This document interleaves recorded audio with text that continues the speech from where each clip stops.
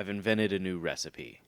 It's ice cream, topped with crushed Oreos and a delicious sauce made of honey and mayonnaise. It's an acquired taste. The question is, what does that even mean, and how did I get to this point? When I was a kid, I remember sneaking a sip of beer. It was horrible. A bitterness that coated my mouth and burnt as it washed down my throat. It took every bit of willpower that I had just to keep my cool and not spit it out. In spite of that, 20-something years later, there are few things that I enjoy more than a cold lager after a long day. Obviously, over the years, something changed.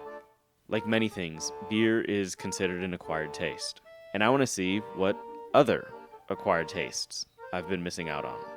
I once heard a theory that acquired taste is often actually a survival instinct. Through the trial and error that is evolution, we gained the ability to recognize many toxic or rotten foods.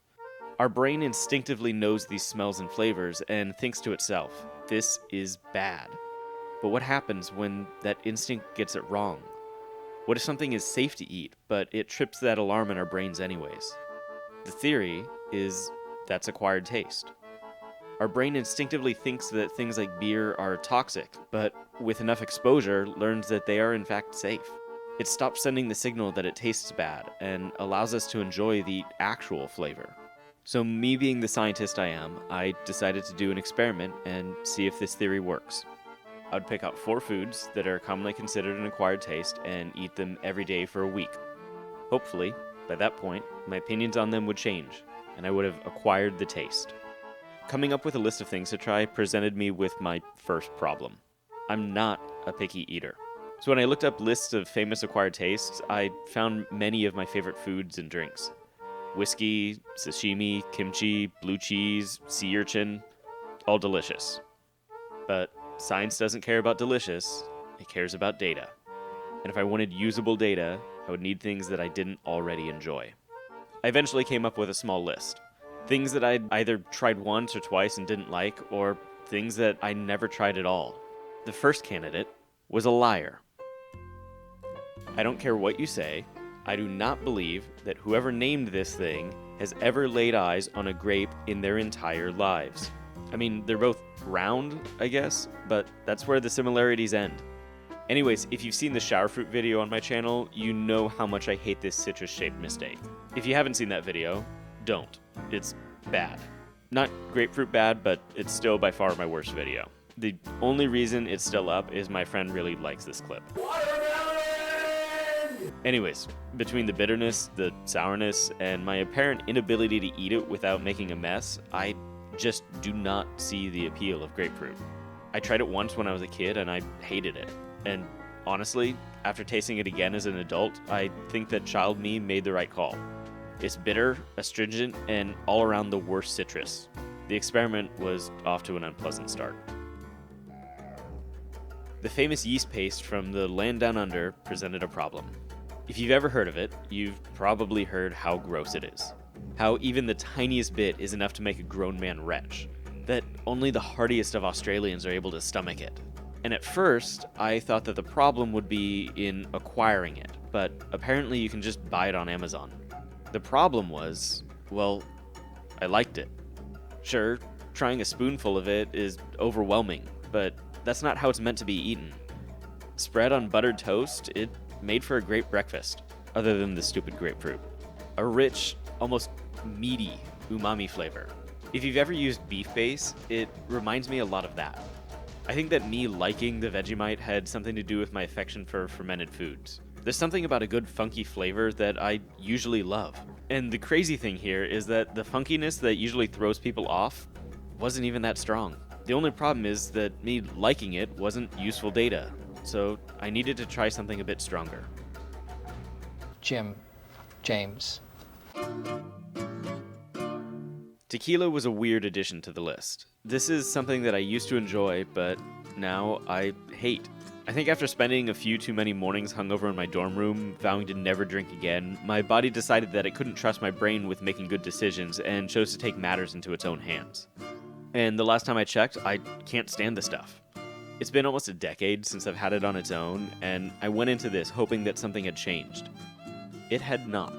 Just the smell of it was enough to make my guts roll, as if they were anticipating the impending hangover.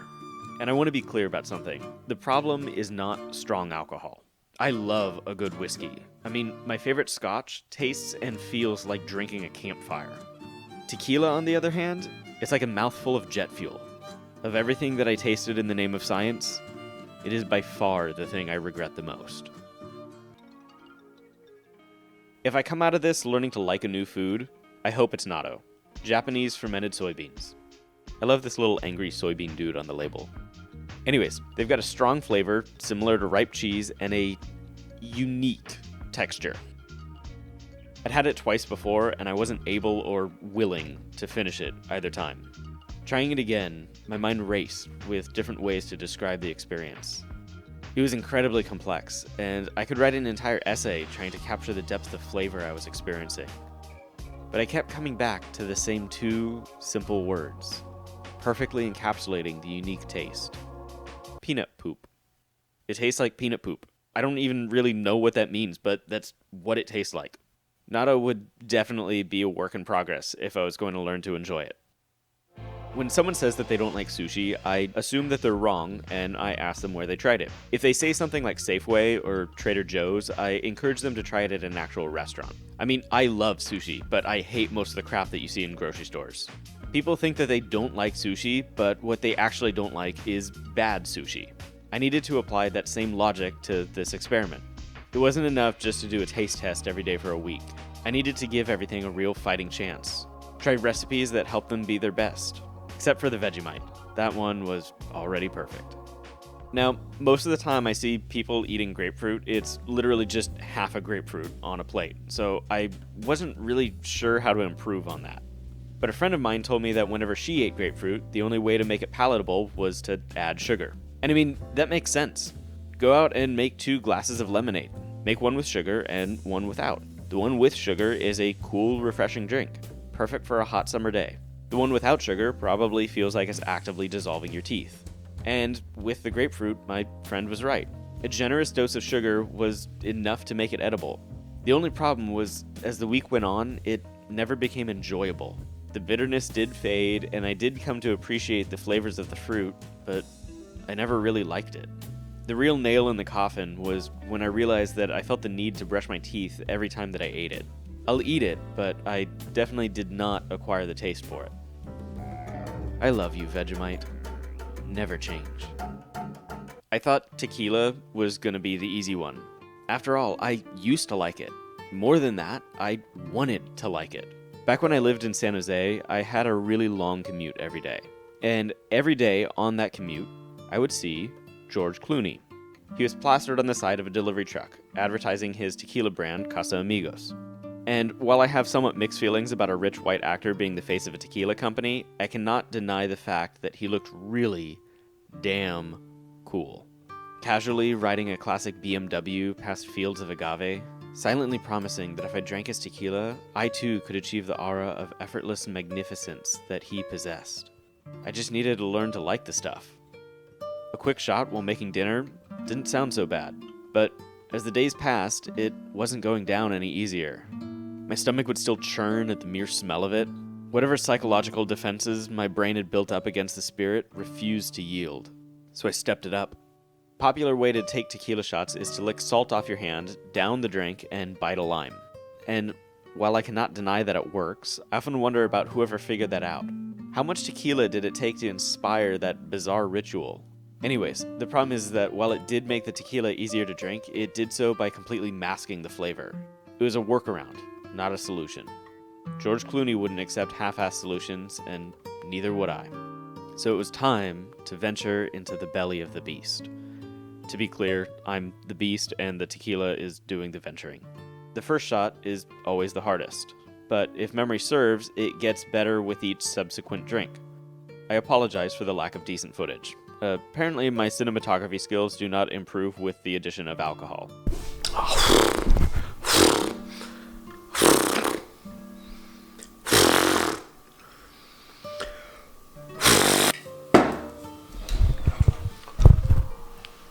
I'm buying a book.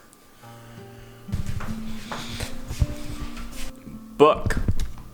The camera's on a cord.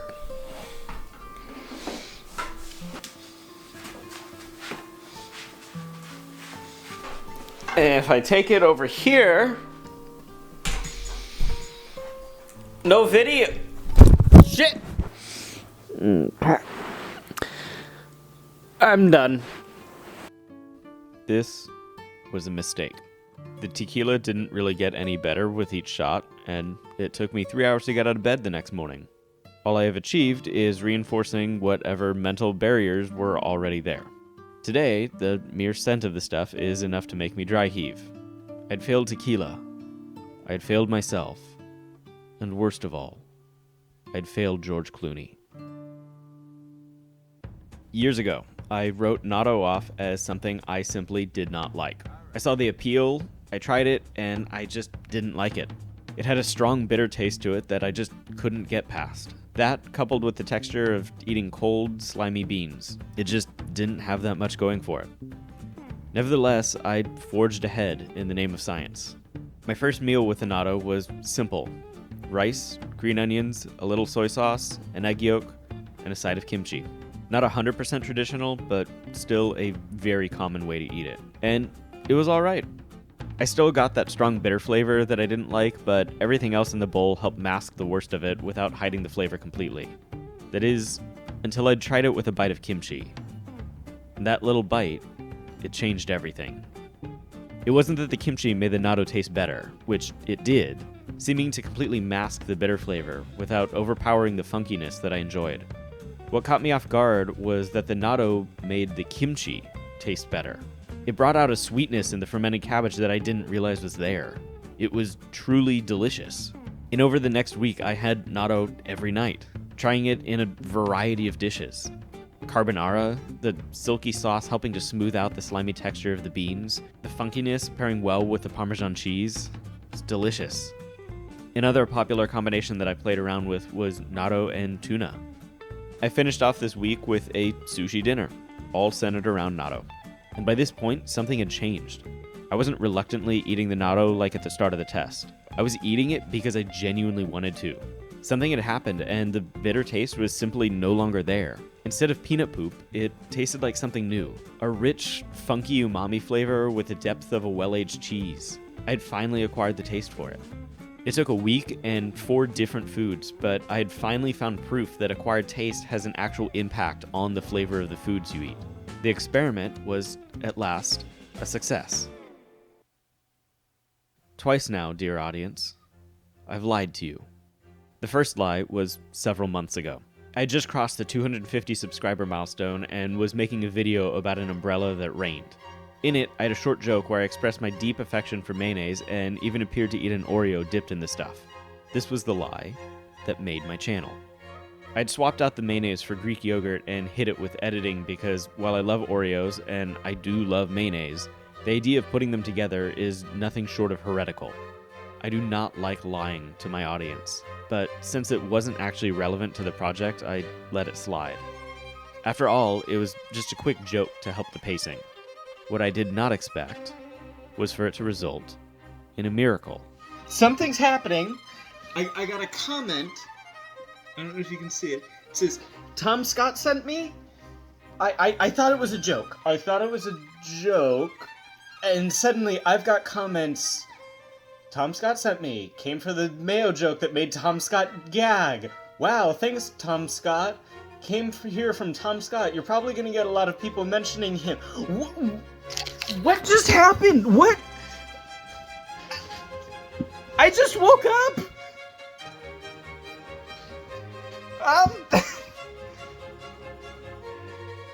Yay! Thank you, Tom Scott.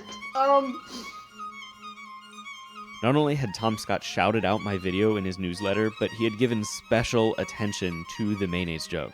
This was the biggest turning point in the history of my channel. Within a day, my subscriber count had pentupled. More than that, a personal hero and role model of mine had very publicly said that he saw value in my work. It was incredible, and it was built on a lie. And for the past several months, this has eaten at me. I'd violated the trust of my audience. I'd never dipped in Oreo in mayonnaise. I was a fraud, and I wanted to right that wrong. Which brings me to the second lie that I've told you. At the beginning of the experiment, I said that I tried 4 foods. The truth is, I tried 5. Every day, for the past week, I've been eating Oreos covered in mayonnaise. No lies, no camera trickery, just a fresh packet of mayo squeezed onto Milk's favorite cookie. Truthfully and unambiguously disgusting. I never grew accustomed to it, but like the other test subjects, it wasn't enough to just eat it as is. I had to put in the maximum effort to make this abomination palatable, and I based my recipe on a Western-inspired Hong Kong dish, honey walnut prawns. I'm sorry to anyone who is about to have their favorite steam table order ruined, but the sauce is mostly honey and mayonnaise. I mixed the two together, going heavier on the honey than I normally would. The result was a rich, creamy sauce, perfect for drizzling on ice cream. Having worked in the food industry for over a decade, I've gained a rich vocabulary for different cooking techniques. Julienne, deglaze, hanagiri, or in the case of squirting white sauce over a dish, bukkake. You add some Oreos, and it's done. Oreos and mayonnaise. It was genuinely delicious.